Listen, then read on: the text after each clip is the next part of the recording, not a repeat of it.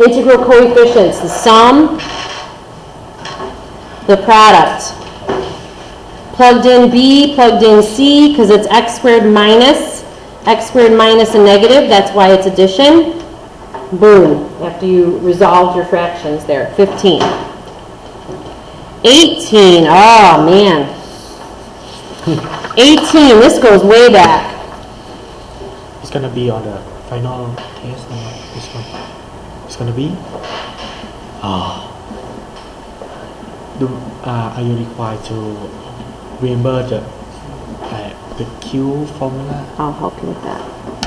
If you don't remember, there are several little tricks for factoring. I'll give you whichever ones you need. In this case, you would have needed the sum of cubes formula, which is as follows. The cube root plus the cube root. And the rest of it is going to be that item squared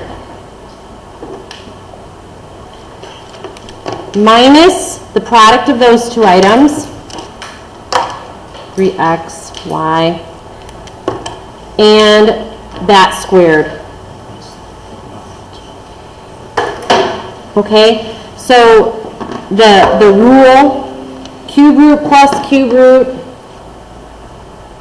cube root plus cube root, the value of that squared, the product of A and B here as a negative, finally B squared.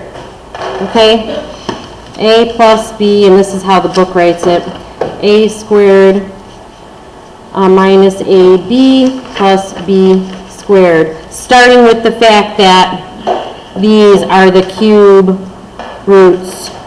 Okay, starting with the fact that those are the cube roots, 18. You guys are factoring machines, huh? You guys didn't have any issues with the other ones. 24. I didn't even work that one. Okay. So 24 looks like this. X plus 1, x minus 1, and x plus 3 squared. Depending upon how you like to roll, there's a couple different ways you could have started this.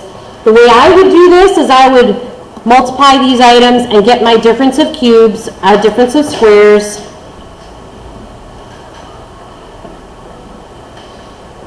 And the way I would work the x plus 3 squared business is I would just square it. X squared plus 6x plus 9. But you're seeking the product of all of this. So obtaining the product of all of this requires that you stack and multiply. Okay? Stack and multiply. If there's a better way to do it, I'd love to know what it is, but that's the only way to do it.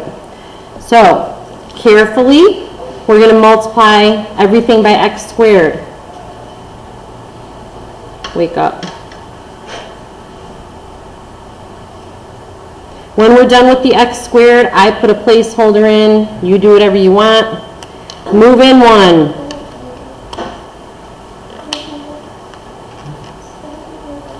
This is x squared, so I've got to have a place over here. So this adds under here, x squared. That and that, negative by the way. That and that, negative 6x. That and that, negative 9. Now the reason it looks that way is because the result of this, and this created x4, x3, x2, but there is no x to create an additional x3, so nothing else falls under here, which then you add together x to the 4th plus 6x cubed, the difference of this, 8x squared, and that is your answer. The trickiest component, I feel, is when after you did this, you're like, where do I put it? Well, the x squared has to be combined with the other x squares. So you would not put it under the x cubed, you would put it over there. So there was nothing else to add to that x cubed. That's 24. 30. 30. 30 says,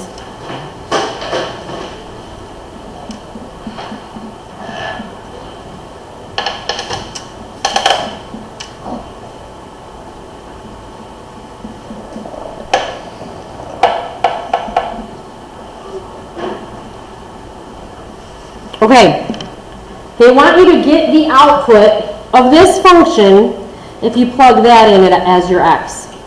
Okay? That's what this is saying. They're telling you they want the result of this function when you plug 1 minus I in as the x value. Okay? So it's going to start looking something like this. 3 minus 1 minus I over 3 plus 1 minus I. Okay? So far so good? This subtraction symbol gets distributed into both pieces. 3 minus 1, I'm going to move over here, is 2. A negative I is a positive I. Okay? That is a positive I. You're going to distribute this positive sign, but it doesn't change anything. 3 plus 1 is 4. 3 plus a negative I is still a negative I. Okay? So plug in your x value here and here. Simplify it, remembering that you distribute your negative over both pieces within for that numerator. And now from here, you simply have to solve fixing this by multiplying by the conjugate. Multiplying by the conjugate, that is the opposite of what you have. So the opposite sign, I should say. I know, Pot. I know. So the product of this is going to be 4 times 4, which is 16, minus a negative 1. Okay? So 16 minus the product of I and I. The product of I and I is a negative 1. Your denominator becomes a 17. The top, first, outside, inside, last, got to FOIL it. 8, inside and outside is going to be 6I because it's 2 and 4. Last is going to be a negative 1. I times I is a negative 1. Okay? The difference of 8 and negative 1 is 7. Should have something that looks like that. Okay? The mistake I've seen people make in this type of problem is here. Forgetting to distribute the negative over here and here. Because if you do that, you have no chance of coming up with a good answer. 33.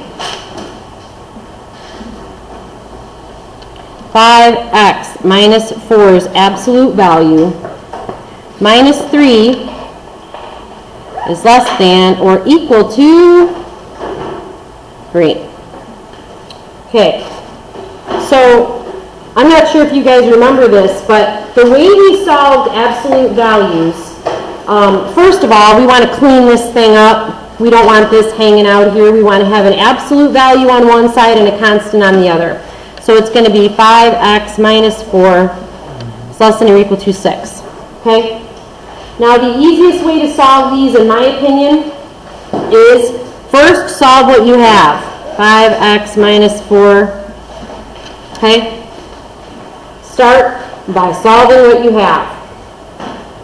And then simply take the sign and reverse it with a negative. Okay?